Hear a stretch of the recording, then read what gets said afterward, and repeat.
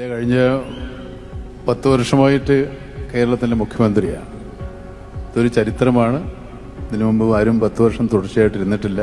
ആദ്യത്തെ 5 വർഷവും രണ്ടാമത്തെ 5 വർഷവും തമ്മിൽ വ്യത്യാസം ഉണ്ടാവും. കാരണം അദ്ദേഹത്തിന്റെ ഭരണം തന്നെ കഴിഞ്ഞു വരുന്ന അടുത്ത 5 വർഷമാണ്. അപ്പൊ ഈ 2 വർഷങ്ങൾ തമ്മിൽ എന്തൊക്കെ വ്യത്യാസങ്ങൾ ഉണ്ടായിട്ടുണ്ട്? ആദ്യത്തെ 5 വർഷം കഴിഞ്ഞ് രണ്ടാമത്തെ 5 വർഷവും ഭരിക്കുമ്പോൾ എന്തൊക്കെ വ്യത്യാസങ്ങളായിരിക്കും കേരളത്തിനുണ്ടായിരിക്കും? ഒരു പ്രധാന കാര്യം, നമ്മുടെ നാട്ടിൽ മുഖ്യമന്ത്രിമാർക്ക് ആർക്കും അഭിമുഖീകരിക്കേണ്ടി വന്നിട്ടില്ലാത്ത ദുരന്തങ്ങളും പകർച്ചവ്യാധികളെയും അഭിമുഖീകരിച്ച ഒരു മുഖ്യമന്ത്രിയാണ്. വെള്ളപ്പൊക്കവും കോവിഡുമൊക്കെ എങ്ങനെ, എത്ര മനധൈര്യത്തോടുകൂടി, എത്ര ധൈര്യത്തോടുകൂടി, എത്ര ആത്മവിശ്വാസത്തോടു കൂടി അദ്ദേഹം നേരിട്ടു? ഇതിനൊക്കെയുള്ള ഒരു ധൈര്യം എന്തായിരുന്നു? അതാണ് നമ്മുടെ നാടിന്റെ പ്രത്യേകത, നമ്മുടെ ജനതയുടെ പ്രത്യേകത. കഴിഞ്ഞ 10 വർഷമായി കേരളത്തിൻ്റെ സാരഥിയായി, കേരളത്തിൽ നാം ഇന്ന് കാണുന്ന പല കാര്യങ്ങളുടെയും പിന്നിൽ പ്രവർത്തിച്ച ബുദ്ധിയായി വർത്തിക്കുന്ന ബഹുമാനപ്പെട്ട മുഖ്യമന്ത്രി ശ്രീ പിണറായി വിജയനെ ഞാൻ വേദിയിലേക്ക് ക്ഷണിക്കുന്നു. കഴിഞ്ഞ 10 വർഷമായിട്ട് കേരളത്തിൻ്റെ മുഖ്യമന്ത്രിയാണ്. ഇതൊരു ചരിത്രമാണ്. ഇതിനു മുമ്പ് ആരും 10 വർഷം തുടർച്ചയായിട്ട് ഇരുന്നിട്ടില്ല.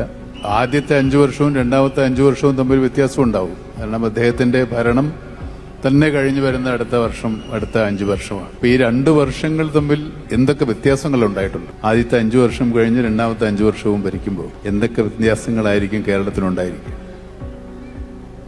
ഒരു പ്രധാന കാര്യം, നമ്മുടെ നാട്ടിൽ ഒരു ഘട്ടം നാട് നേടിയ പുരോഗതി 2016 മുൻപുള്ള കാലമെടുത്താൽ അതേ രീതിയിൽ നിലനിർത്താനോ തുടർച്ചയുണ്ടാക്കാനോ കഴിയാറില്ല.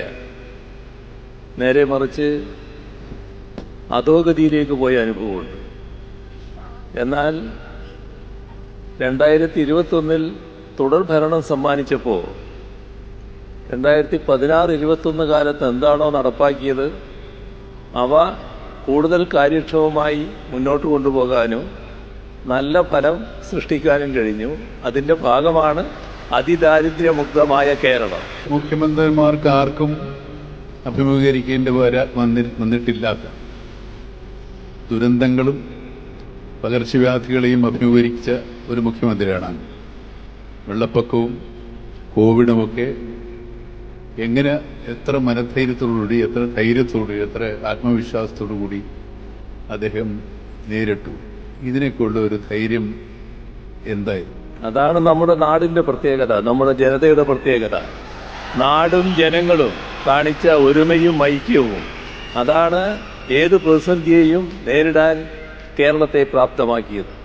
അതാണ് അസാധ്യം എന്ന ഒന്ന് ഇല്ല എന്നത് കേരളം തെളിയിച്ചുകൊണ്ടിരിക്കുന്നു.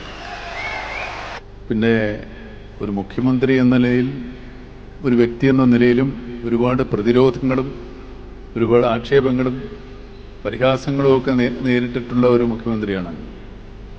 ഇതൊക്കെ അങ്ങയിൽ എന്ത് തരത്തിലുള്ള വികാരമാണ് ഉണർത്തിയത്? ഇതിനോടൊക്കെ എങ്ങനെയാണ് അങ്ങ് മനസ്സുകൊണ്ട് പ്രതികരിക്കുന്നത്? പൊതുവേദിയിൽ പോട്ടെ, മനസ്സിൽ എന്ത് തോന്നിയപ്പോഴൊക്കെ? അത് ഞാൻ പലപ്പോഴും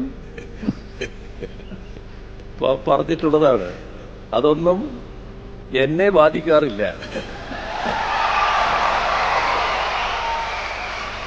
അത് ബോധപൂർവം സൃഷ്ടിക്കുന്ന ചില കാര്യങ്ങളായതുകൊണ്ട് അവരവരുടേതായ വഴിക്ക് പോകുന്നു. അതിൻ്റെ പിന്നാലെ പോകാൻ എനിക്കോ നമുക്കോ നേരമില്ല. എനിക്കും നമുക്കും വേറെ ചില വഴികൾ ചെയ്യാനുണ്ട്. ആ കാര്യങ്ങൾ നിർവഹിച്ചാൽ നാട് കൂടുതൽ നല്ല നിലയിലേക്ക് മുന്നേറും.